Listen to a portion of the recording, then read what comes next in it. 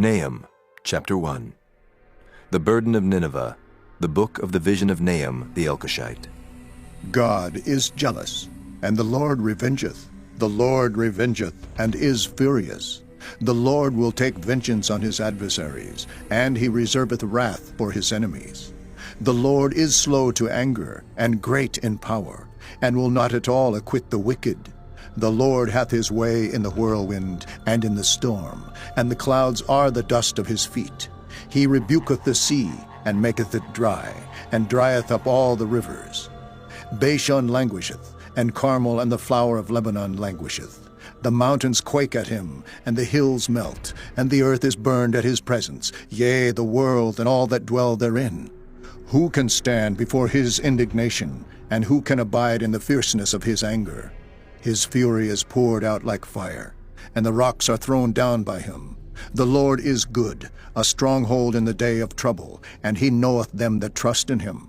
But with an overrunning flood he will make an utter end of the place thereof, and darkness shall pursue his enemies. What do ye imagine against the Lord? He will make an utter end. Affliction shall not rise up the second time. For while they be folden together as thorns, and while they are drunken as drunkards, they shall be devoured as stubble fully dry. There is one come out of thee that imagineth evil against the Lord, a wicked counselor. Thus saith the Lord, though they be quiet, and likewise many, yet thus shall they be cut down when he shall pass through. Though I have afflicted thee, I will afflict thee no more. For now will I break his yoke from off thee, and will burst thy bonds in sunder. And the Lord hath given a commandment concerning thee, that no more of thy name be sown. Out of the house of thy gods will I cut off the graven image and the molten image. I will make thy grave, for thou art vile.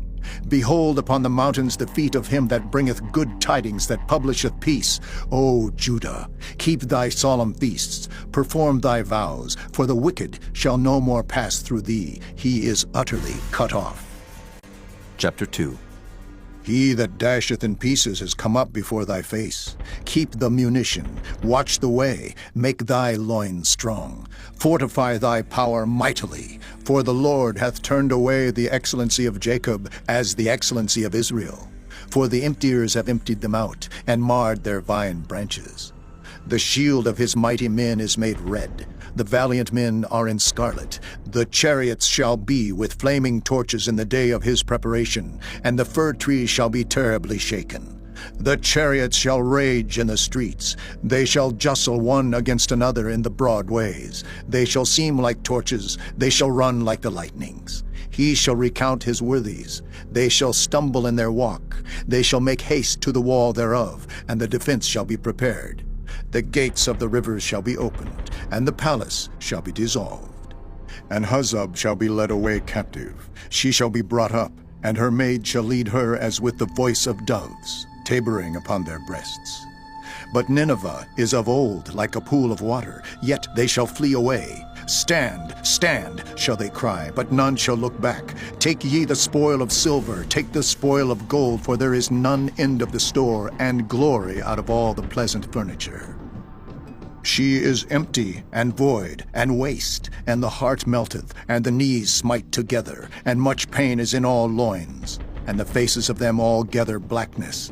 Where is the dwelling of the lions, and the feeding place of the young lions? Where the lion, even the old lion, walked, and the lion's whelp, and none made them afraid? The lion did tear in pieces enough for his whelps, and strangled for his lionesses, and filled his holes with prey, and his dens with ravin. Behold, I am against thee, saith the Lord of hosts, and I will burn her chariots in the smoke, and the sword shall devour thy young lions, and I will cut off thy prey from the earth, and the voice of thy messengers shall no more be heard. Chapter 3.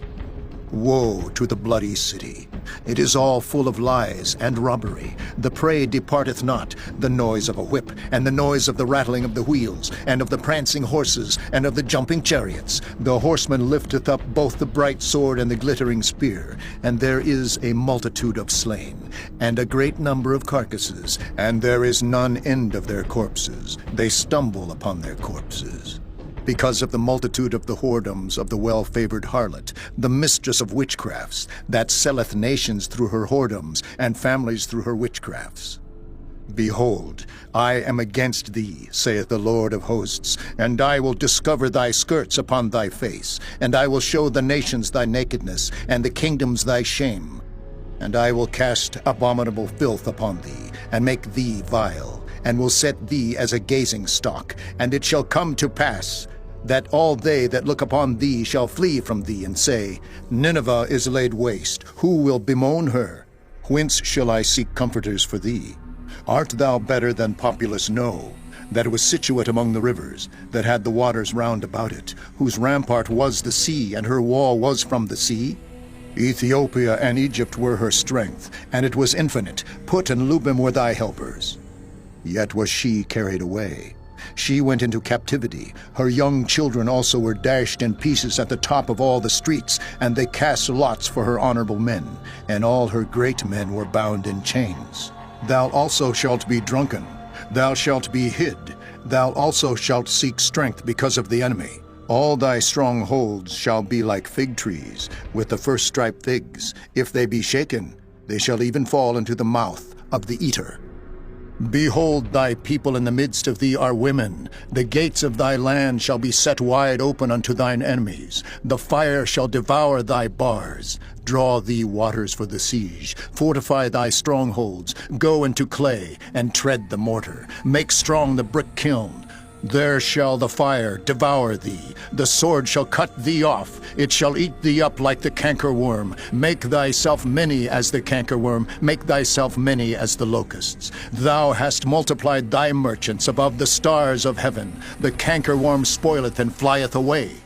Thy crowned are as the locusts, and thy captains as the great grasshoppers, which camp in the hedges in the cold day. But when the sun ariseth, they flee away, and their place is not known where they are. Thy shepherds slumber, O king of Assyria. Thy nobles shall dwell in the dust. Thy people is scattered upon the mountains, and no man gathereth them. There is no healing of thy bruise. Thy wound is grievous. All that hear the bruit of thee shall clap the hands over thee. For upon whom hath not thy wickedness passed continually?